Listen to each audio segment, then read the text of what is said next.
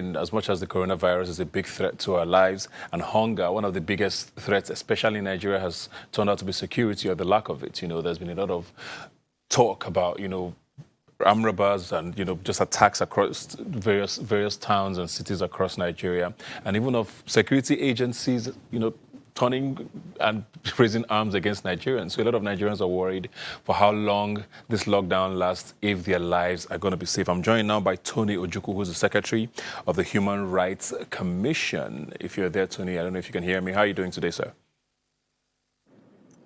How are you doing, Ebuka? Very well, thank you. I hope you are staying safe and socially distanced from everybody. Just want to talk about security now. And, a lot of Nigerians are very concerned with how their lives are turning out with each day, because most people have experienced some form of, either police being attacking them or their neighbors or armed robbers or whatever it is. There's a lot of fear from Nigerians, especially as long as the lockdown goes, with each day there's a fear. The fear increases. How are Nigerians supposed to find their way through these difficult times without assurances from government? Well, these are challenging times, and we plead with all Nigerians to cooperate with the government so that this pandemic will eventually be overcome. But on our own side, we feel we are duty-bound to also help in the implementation of the COVID-19 regulations, so that at the end of the day, Nigerians don't suffer more hardship as a result of the implementation. All we need is the cooperation of the security agencies to respect human rights while implementing the COVID-19 regulations. And I think it's a time to turn around the way we do things. If we have been acting with impunity in the past, I think the time now is a good point. Is a good turnaround point for us to make sure that while enforcing any regulations, we respect the human rights of people, we respect human life, because we felt it is ridiculous that while trying to enforce the regulations, more people are dying than those who contracted the disease. So I think the way forward is an inward-looking process, which I think will affect every aspect of our life, including the security. We should look at our security mechanisms and see, is human rights mainstreamed into it? Is it people-centered? What is the fate of the civilian in the enforcement of security? We think that any security system that is not human rights centered has a challenge. And moving forward as a nation, we think time has come when the security agencies should take the human life component of their security mechanism. They should center around respect for human rights and human life. And I think that should be the watershed. That should be a lesson we have learned from the coronavirus pandemic. So a lot of people understand that, we live in very different times. And in times like this, of course, as much as human beings, we have fundamental human rights. A lot of those rights are halted now. I mean, freedom of movement and association, for example, are completely, trampled on at this moment, and we understand why. But a lot of Nigerians are also not sure how far their rights go and where those of the security agencies start. I mean, we saw news of an 18-year-old boy who was shot and killed in Enugu State. I think it was yesterday or 2 days ago.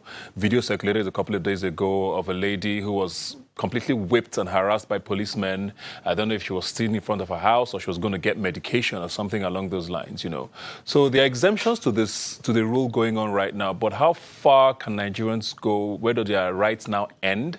And where does that of the security agencies start? Because people are not sure what the rules are. Nothing seems very clear. Well, certainly during times like this, certain rights have to be abridged. It is the interest of everybody. The most effective remedy to the pandemic is the lockdown, and then social distancing, and so on and so forth. And that is why the government has adopted this approach. But the point is, in implementing it by the security agencies, government has also directed them that they have to implement it with a human face. They have to implement it with respect for human rights. So the necessary thing is that the security personnel who are deployed, who overreach their mandate, should be disciplined, because nobody has asked them to go and kill anybody. So yeah, you find out that most of the issues around, like the lady who was in front of her house selling something, we had to take the NHRC in Osun State has taken that up with the DPO. I understand by tomorrow, or the room trial will start in respect of that matter, because police itself felt embarrassed by that kind of attitude. So, like I'm saying, what we should expect is that moving from now onwards, if anybody's right is violated, the authorities should be ready to ask those who violated those rights to account for them. It is not the time to cover up. We don't need to portray ourselves as a people who condone violation of human rights. The response by the police in that case of Osun State is very, very commendable. That officer has been identified. And also in several other cases, right now, the government is looking into all those allegations of violation of human rights. And the government has promised that they will look into all those allegations. And that is how a country should be. We are happy that the government is responding to it, and I plead with the citizens to please try and also cooperate with the security agencies. The times are hard, both for the security agencies themselves and for the government, but that is not an excuse why a professional officer has to go torturing people or killing people and so on and so forth. Certainly nobody has authorized them to do that.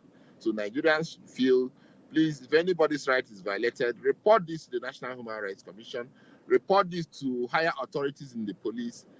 These are only being carried out by junior officers, and they are not supported by the senior officers in the security agencies. And I believe that the rapid response team, the IGP response team, all these people are working around the clock to make sure that hearing officers are disciplined along this process. So Nigerians should be rest assured that any of their rights violated along this process, government is taking it seriously, and there will be consequences for any such violations.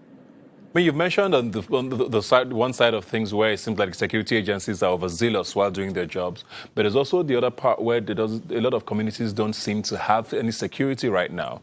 We've seen so many stories and videos and pictures of parts of Lagos State and Ogun State where bandits have pretty much let loose and, just attacking people every night. We've heard of them burning people's houses and carrying machetes and planks and, just robbing people and raping women. And a lot of these communities have now formed vigilantes of their own to try and secure their areas without any help from government. These things have gone on now for a couple of days, and it still seems to go on. I don't know, at what point do the security agencies step into communities like this where there's an obvious security challenge? Well, the times are really difficult, even for the security agencies themselves. You recall that even the Inspector General of Police has had to dispatch a special unit to go to assist in Ogun and Lagos State where these things are happening. You see, that is a challenge, because this number of people sitting down under the lockdown doing nothing, you see, this is the flip side of it. And nobody expected this to happen. But now that it has happened, I believe the security agencies are going to rise up to it. And the people themselves need also to assist the security agencies so that their place can be safe. But I know it's not easy for anybody. But these are trying times. It will come and go. So all we do is we plead for patience. We plead for understanding. The government is releasing palliatives to see how far they can assist. But it's not easy. I can tell you it's not easy. Everybody has to sacrifice something. So we appeal that every citizen should please not over-insist on his or her rights. As long as there is reasonableness about what is going on, we should all try and accommodate it. It will not last forever. It is just for a short while. Once this COVID-19 is contained, we'll go back to our normal lives. And I assure you, there will be a change in the way there's law enforcement after this COVID-19. Yeah, I like that you mentioned the part of what the average citizen should be doing, and I want to look at that now. What should a Nigerian be doing in a time like this? As much as we're all trying to stay safe and stay at home, times will always come where you need to step out and buy some more food or get medication for whatever reason. What does a Nigerian do in a time like that? Because people are afraid. Some people don't even know if they can leave their homes to the market to buy anything. You know, even if within the lockdown, there's a limited time people are allowed to go, buy essential commodities. What should a Nigerian be thinking about or doing in a time like that where they have to go out and get, things to survive? Well, there are some windows have been created, of course, for people to go and replenish their stock in nearby markets, or replace their drugs in nearby pharmacy stores, and these are some of the windows that are there, But it's like I said, it's a challenging time. People at least should be able to where a place where people can walk to, because that should be within your neighborhood. I believe there must be a marketplace within your neighborhood that you can walk to. You may not have to drive unless it is necessary. And there must be a pharmacy around your neighborhood that you can walk to unless it's necessary. I see a lot of people who take a walk in the morning and in the evening around their estates. Let them make sure that they're not walking in groups, so that the issue of social distancing does not arise. But I think individuals may have to be able to do some exercise, because if you stay inside the house without stepping out of your house, you can walk around your compound, you can walk around your estate, as long as you're not in a crowd and you have your mask covered. I think we can do some exercises on our own individual, not group exercises.